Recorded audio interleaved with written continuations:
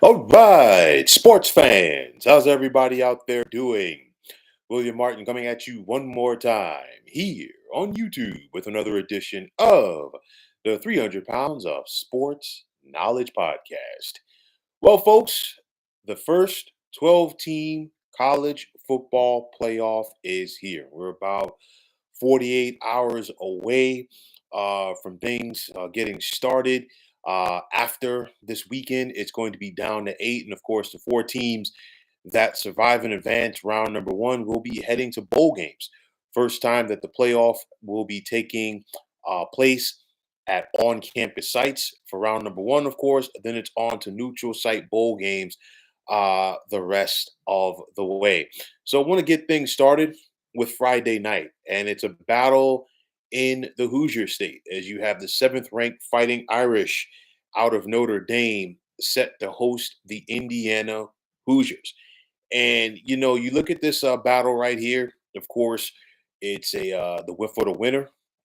It's a trip to the Sugar Bowl to take on Georgia that they will get after this contest. And you look at Indiana, and honestly, the Hoosiers and head coach Kurt Signetti, they're still searching for respect because they're 11-1, one of the top teams in the Big Ten, and there are people out there who still want to question whether or not that the Hoosiers deserve to be here. But the bottom line is they're 11-1. They took care of their business. Not the strongest schedule in the world. Okay, I'm not going to dance around the floor on that one, but nonetheless, at the end of the day, you don't apologize for who's on your schedule.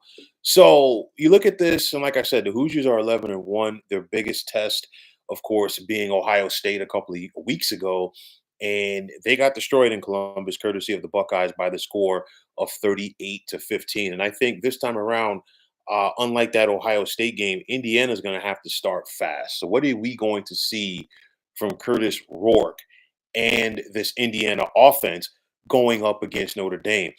You look at this Hoosiers defense, though, a lot of talent over there. Aiden Fisher at linebackers has been playing strong. The Hoosiers have the second ranked defense in the nation. You've also got Mikhail Kamara on that defensive line. But on the flip side, Notre Dame has been a different team since they lost to Northern Illinois. You just look at it. I mean, the defense has been there all season long, but I think this offense is kind of like just very fluid right now with how they're doing things. Quarterback Riley Leonard is not a big passer. He's an efficient passer, an effective passer, but it's still more about this running game with Riley Leonard and, of course, running back Jeremiah Love. A lot of NFL caliber talent on Marcus Freeman's defense for the Fighting Irish, which includes linebacker Jack Kaiser as well as safety Xavier Watts, excuse me. But nonetheless, I think Indiana will be up for the challenge. And I say that from the standpoint because they want to go out there and prove that they belong. Because again, there are a lot of people out there questioning whether or not they deserve to be in this tournament. But nonetheless, Notre Dame comes into this game favored by a touchdown at home. Marcus Freeman will have his team ready to go on Friday night.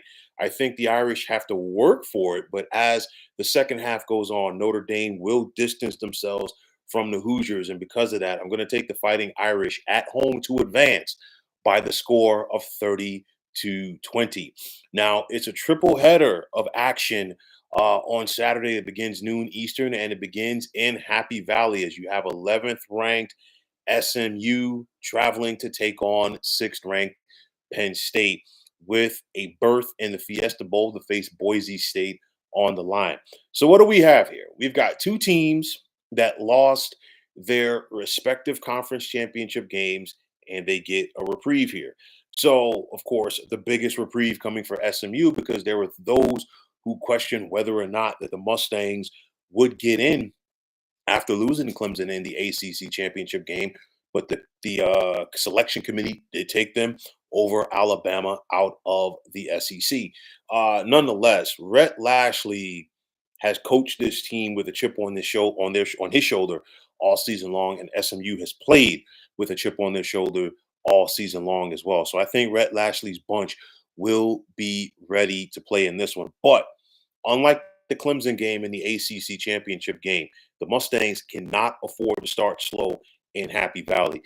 Quarterback Kevin Jennings and running back Rashard Smith have to go out there and make it happen. And then I want to see what this SMU defense brings to the table against this Penn State offense. A lot of talent there for the Mustangs. You look at the linebackers with Kobe Wilson and Ahmad Walker. You got defensive end Jafari Harvey. And then as a whole, SMU has 15 interceptions on this college football season.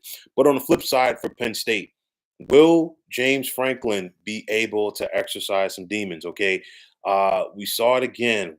His Penn State Nittany Lions came up short against a team ranked in the top five. And of course, it's been the knock on James Franklin throughout his time at Happy Valley.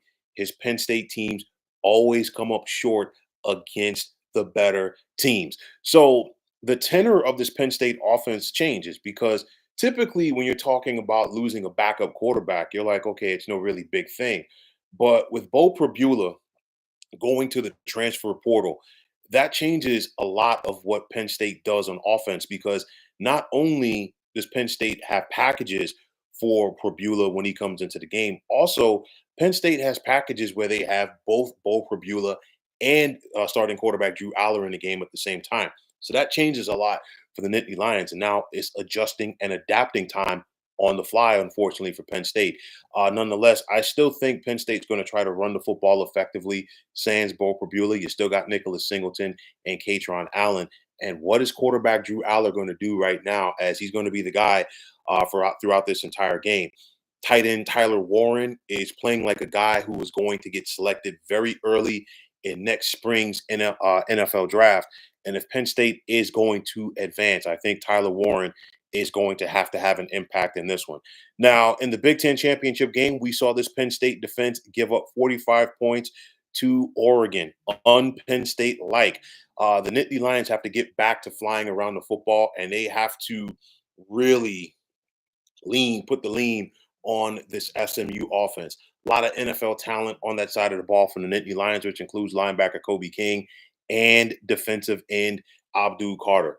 One big thing for me, how will SMU deal with the cold weather Saturday afternoon in Happy Valley? It's going to be 27 degrees, hands down, the coldest game that the Mustangs have played in so far this season. Hey, this is what we talked about.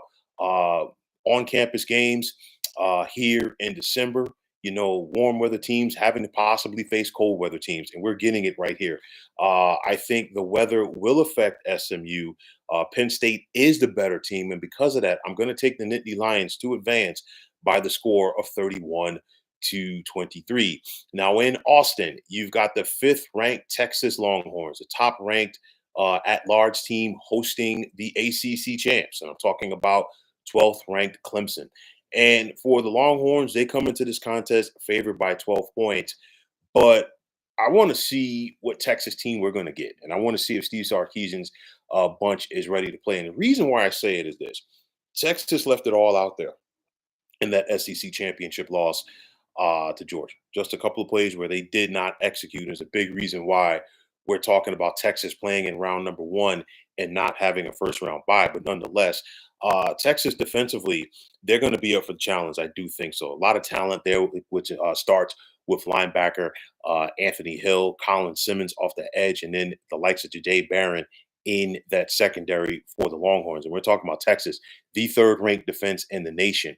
Now, offensively for the Longhorns, Quinn Ewers has to play better than he did in the SEC championship game loss to Georgia. Nonetheless, Clemson does not have the same quality defense that Georgia does. But nonetheless, I think what Texas has got to go out there and do is they got to get back to their identity, and their identity is running the football with the likes of Quay Wisner. Okay, for Clemson, okay, they've got new life. They've got additional life. Honestly, Clemson has 9 lives this season. We're talking about the Tigers.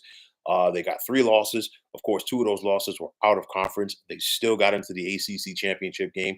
They won the ACC championship game on walk-off fashion.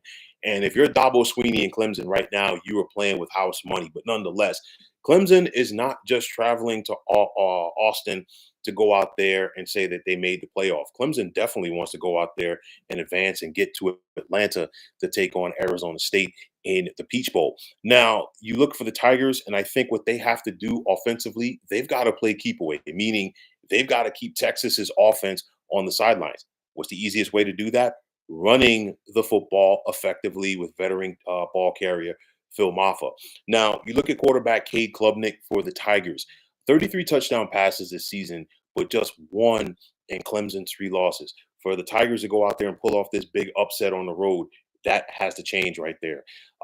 This Clemson defense, which includes linebackers Barrett Carter and Wade Wooders, as well as defensive end TJ Parker and safety Khalil Barnes, can they find a way to slow down this Texas offense just like Georgia did, at least in the red zone?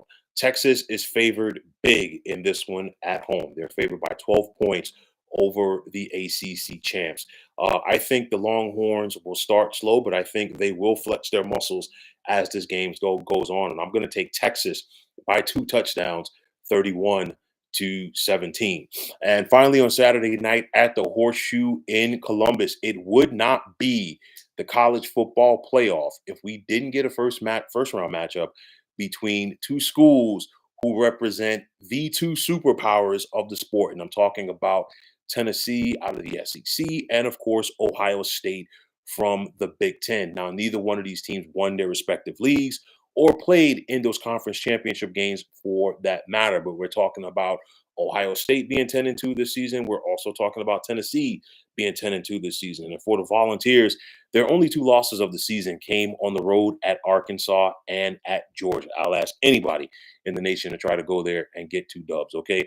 But nonetheless, the Vols and Josh Heupel, they will be ready for the Horseshoe. But one thing that has to take place if Tennessee is going to go on the road and get the win, quarterback Nico Iamaleava has got to do something with the football because you look at it in Tennessee's 2 losses this season, he has failed to throw a touchdown pass. That cannot happen if they're going to go out there and knock off Ohio State. The Volunteers workhorse at running back in Dylan Sampson. The only 2 games that he didn't get 100 yards so far this season were against Oklahoma and UTEP. And of course, Tennessee won those games. But nonetheless, this Tennessee defense is 4th in the nation, okay? And they got to find a way to slow down this Ohio State offense, this potent Ohio State offense at times.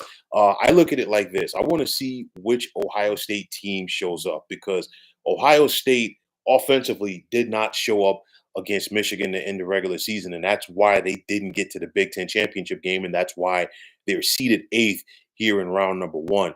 Too much talent on this Buckeyes team to not play well offensively. You got Quinshawn Judkins and Travion Henderson at running back, Jeremiah Smith at wide receiver, and of course, can Will Howard just take care of the football in this one against Tennessee? That's going to be the big one. You look at the 2 defenses in this game. You look at Tennessee with James Pierce Jr. on the defensive line, Jamad McCoy in that secondary, and then the talent for Ohio State on that side of the football with the likes of Sonny Styles and Cody Simon. The big thing for me is, will Ohio State be ready mentally, okay, after they lost to Michigan at home in the regular season? That is the big thing for me.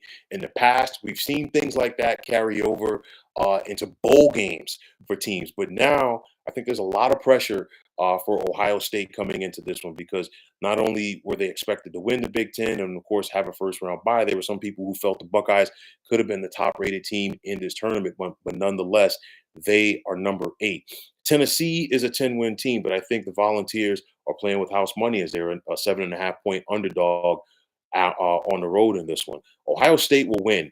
They're going to win it conventionally going away in the second half. I think it's one of those. I'm going to take the Buckeyes by 10, 27-17. I think Tennessee scores late to make that score a little bit closer.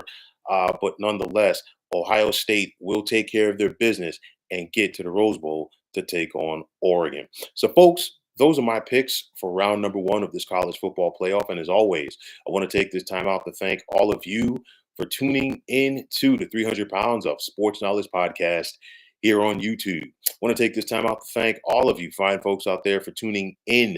And if you haven't already, please feel free to subscribe to this channel. Now, if you're on the X, formerly known as Twitter, please feel free to follow me at 300 Pounds of Sports. And like I always say, if you follow me, it will be my pleasure to follow you right back. There's also the sports discussion group on Facebook at the Sports Depot 365. Now you can check it out. Drop a line and be a part of one of the better sports debating sites going on social media. So, once again, fine folks, my name is William Martin, and I am signing off. And I'm saying take care and have yourselves a wonderful day.